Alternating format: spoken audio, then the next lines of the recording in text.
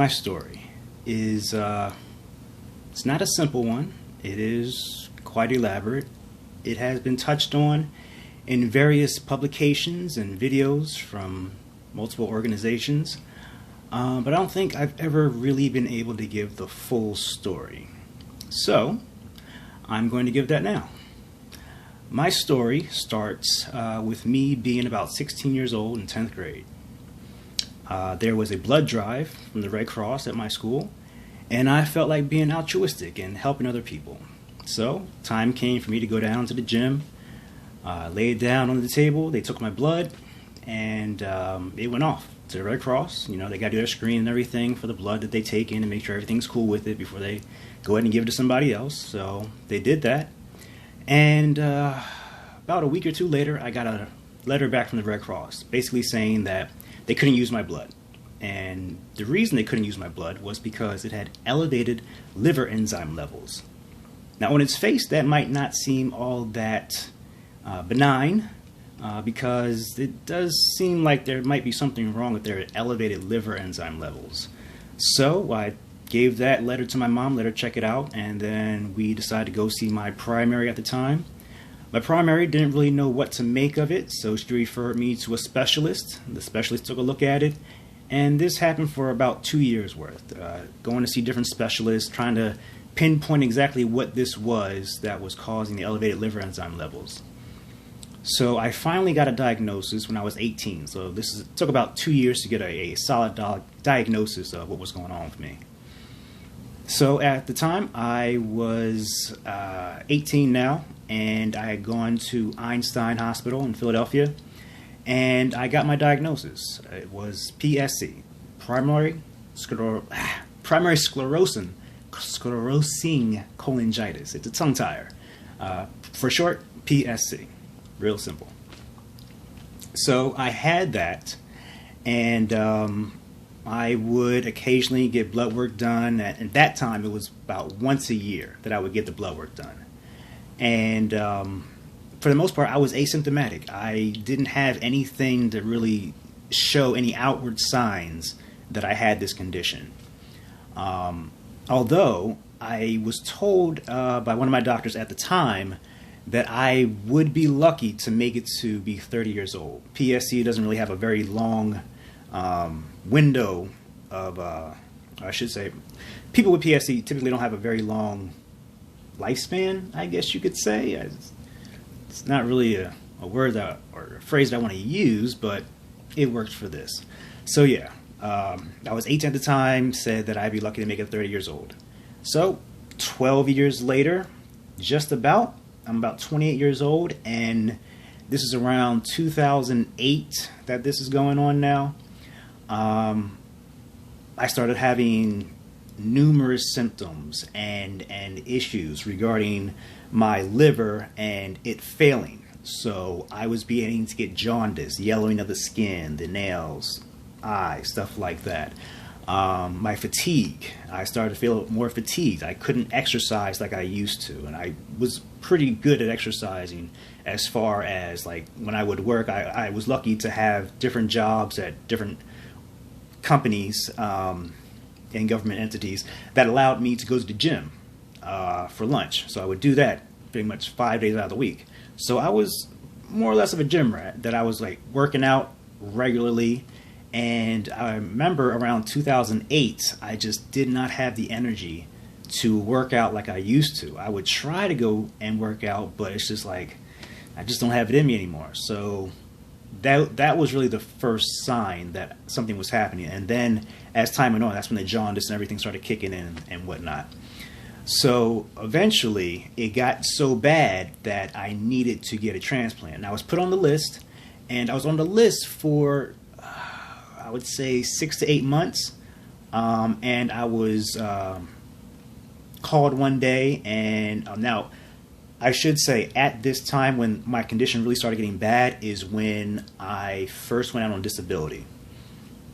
So I'm on disability now because it's almost impossible for me to work at all. I'm just not feeling good. My body's breaking down. I mean, it was taking a toll on me. My mind, my body, is just all out of whack. Emotionally, everything is just not together anymore. So 6 to 8 months on the transplant list, and then I get the call to come in. They have a liver for me. It's time to go. I call my dad up, who was available at the time. He takes me to the hospital, and I get my transplant that day. Pretty long process. I was under, so I didn't really know, but my family told me that it was several hours for the transplant and whatnot. So that's when I got my transplant. And it was good for a few months, up to a year, and then you got to deal with the anti-rejection medication and then adjusting the medication to, suit you as you heal and progress. And eventually, the medication came down. I was stable. They didn't worry about any rejection after a while. And so I was pretty good up until, let's see, that was 2011 going into 2012. So the winter of 2011 going into the spring of 2012,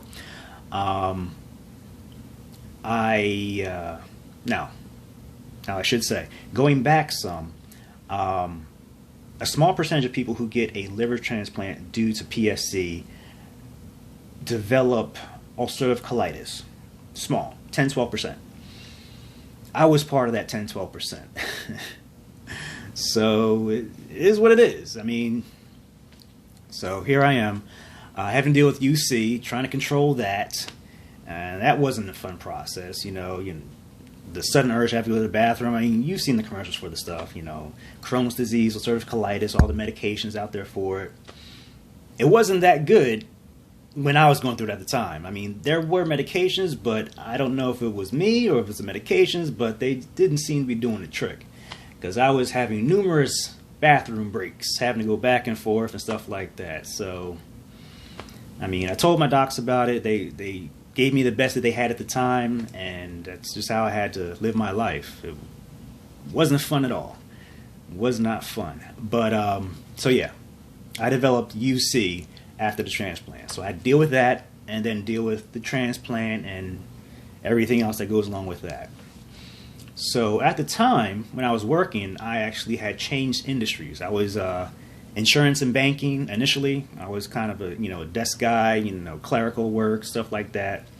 And then after the transplant, I wanted to. Now the transplant was like in 2009, so 2008 already passed. The economy and all that stuff that went down in the U.S. with 2008.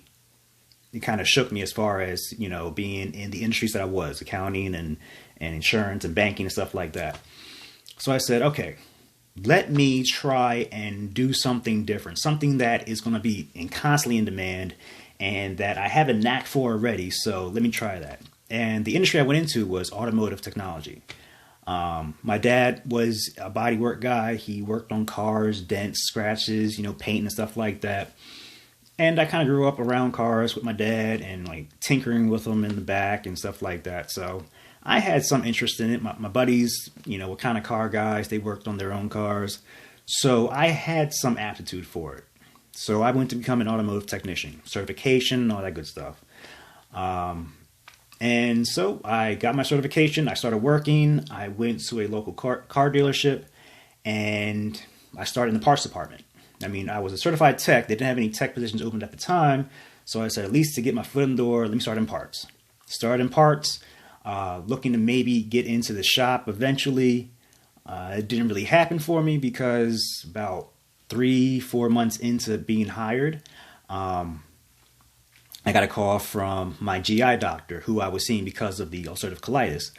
And she told me, due to one of my last colonoscopies that I frequently would get because of the UC, that they had found signs of dysplasia. Now, for anybody out there who's not familiar with dysplasia, it is basically your cells being shaped funny, to put it as simply as possible. Your cells aren't shaped normally; they're starting to get shaped funny, and it's the precursor to cancer, I should say.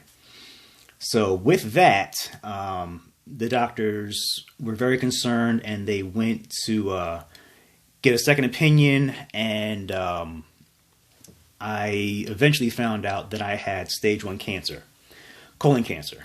And because of that, I had to take a minute and kind of digest that. I was on the phone talking to my GI doctor, and I was on my lunch break actually, and you would think that something like that would like really knock the wind out of you, but it didn't, because I had already gone through the whole liver disease thing and the transplant and the UC, and I was like, all right, well, what are we going to do about it? What's the next step?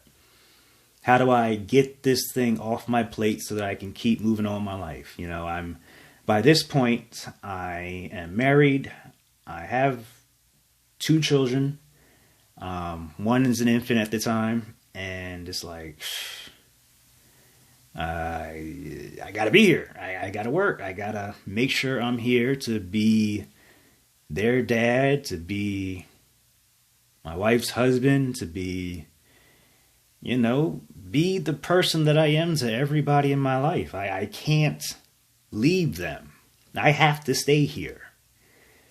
And so I go and talk to my doctor to see what the best option is. It's caught very early.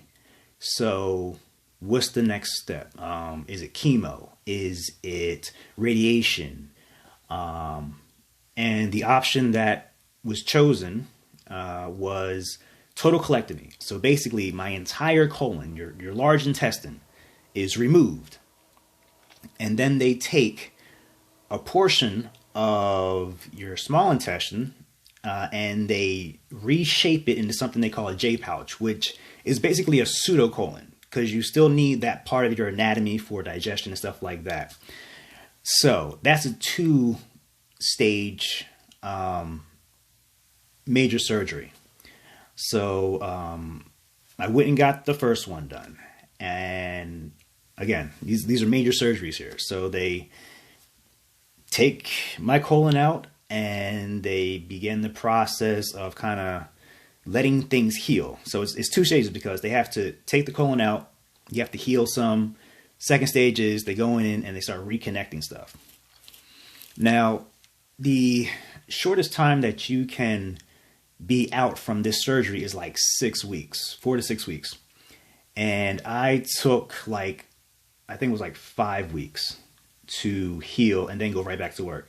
Now remember, I'm working in the parts department at this car dealership. So my job is labor intensive. I have to, carry around car parts, whether doors or hoods or, I'm moving around a lot. I'm using my body. And that first surgery caused me to lose about 15 to 20 pounds. So when I came back, I looked very, very thin, very gauntly. So I look like the cousin of the Crypt Keeper, basically. I'm kind of dating myself, Tales from the Crypt, but that's kind of about where I was. And I had to wait about 3 months for the healing process, and during those 3 months, I had an ileostomy. The pouch that people have on their sides for, their waist, stuff like that. So I had that for 3 months during this healing process before I had to get the second surgery where they start to connect everything inside. And so it's all one thing, one pathway, to go to the bathroom the normal way instead of having this pouch on my side. And that whole pouch deal wasn't fun. It was, it took some getting used to. Let's put it that way. All right, so pouch is done. Going for my second surgery, reconnected, and then you go on with your life, more or less. So it was a lot of relearning certain sensations, because your body isn't set up the way it was initially and the way it naturally is. So I had to relearn sensations of, okay, what does this sensation mean? I have to go to the bathroom, or is this pain? Is this, what is this? So after that second operation, there were a couple times I had to go to the hospital because of maybe blockages or, just, complications from having that kind of surgery, just changing up the natural, balance of your body. So there was that. So that was in 2012. Let's fast forward 7 years. And here we are in 2019. Now, 2019 is during this time, during the 7 year period of the colon cancer diagnosis and then, the kidney cancer, which is the 2019 thing. I have constantly been going back to the doctor, getting tests done, scans, MRIs, CAT scans, blood work every 3 or 4 months. So I'm staying up on all of my doctor's trips, my scans, blood work. I stay up on it because, you forget something, you let something slip, you don't think you have time for something, and then before you know it, that time adds up and now you're faced with something else. So luckily, I'm staying to date on all of my stuff. And because I was, the doctors found a tumor on my left kidney. So here I am. I'm actually at a friend's house at this time. And I get a phone call and the doc says, we found something on your kidney. It looks concerning, it's such and such, millimeters to centimeters, that they use the metric system in medicine. So, it was actually fairly small. Thank God. It's another stage 1 because they caught it early. So, I go into my doctors, and, another specialist, and, they give me the rundown, what they found, what it means, options available, and all right, this, that, third, the other. I had several doctors look at it. So, not just having one doctor, but a couple doctors have looked at this now. And again, all right, it's definitely cancer. What are we going to do about it? We're going to cut it out like last time. Yeah, I apparently I'm more of a slice and dice kind of guy than irradiate and juice me up with chemo. I cut it out, and so that's what I did. I had to go with the partial nephrectomy, which it means they partially took a piece of my kidney, not the whole thing, just a piece of it that had the tumor on it. So again, here I am having to go through another major surgery. Time to recuperate, heal up, and get back to work. Now, mind you, all these times from the transplant and I was out for a little while because of that. I was out for like a year because of the transplant, getting myself back together and whatnot. But I started working again. As I was working, I went through the whole colon cancer thing. So I took time out to heal, like the few weeks. Then I worked during the ileostomy for like 3 to 4 months, and then had to stop another 6 weeks to heal, back to work, and consistently working up until colon cancer. And by the time colon cancer came around, though, I was actually not working. I was back on disability. As of, I think that was 2017, I went back on disability because things kept adding up for me, and it may have been, I don't know if it was due to the kidney cancer, but things began to add up. I mean, my body's been through a lot by that point, and between side effects from medication, other things that add up over time with, all the different surgeries I've had, the body parts that have been swapped out or now missing. And so things are adding up. It was getting a little bit trying for me to try to hold down a regular 9 to 5. So I had to start to shift gears and try a few other things out as far as, income or what I was going to do. So yeah, by the time the kidney cancer diagnosis came around, I wasn't working, so that was helpful. But it is what it is. I mean, make money. You bring money in so that you can help keep the family moving and stuff like that. But it was tough to have to come to terms with the fact that I can't do the stuff that I used to do anymore. I can't work like I used to. I have to now find a new way to help support my family, to help be a benefit to them and not, be a hindrance. Now, this is all in my head. This is what I'm thinking because being a man, black culture in the U.S., growing up like that, being a dude, it's just, you're taught that guys are supposed to do certain things. You're taught that, a man does this, a man provides, protects, stuff like that. And protecting, cool, supporting, cool, but the providing part was a little bit hard at that time, and that's something that I would go in. I'm gonna go into that a little bit later, but for sticking to the story, I went through kidney cancer at 2019, and so here we are now, a few years later, 2020, and again, you have all these things that your body goes through. You have all these medications you have to take, and it's trying to get used to all of those things. And the funny thing is, it's not funny, it's very sad, but the transplant bought me time because my PSC came back.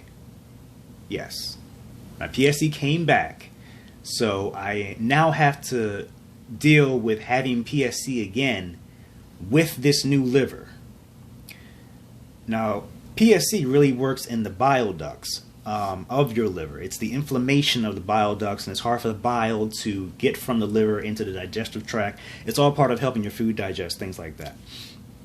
With PSC, the bile ducts are inflamed, so that passageway is very narrow. So the bile builds up in the liver, and it eats away at the liver. And so I take a medication for the bile to thin out so it's not as thick to go through the bile ducts. And then I also have to be mindful of the inflammation. And every so often I'll have to get these stents placed into my bile ducts to stretch them back out so that the bile can move more freely through them. And that's like a periodic thing. It's every few years I have to get that done. And for me, it's not a picnic. It hurts.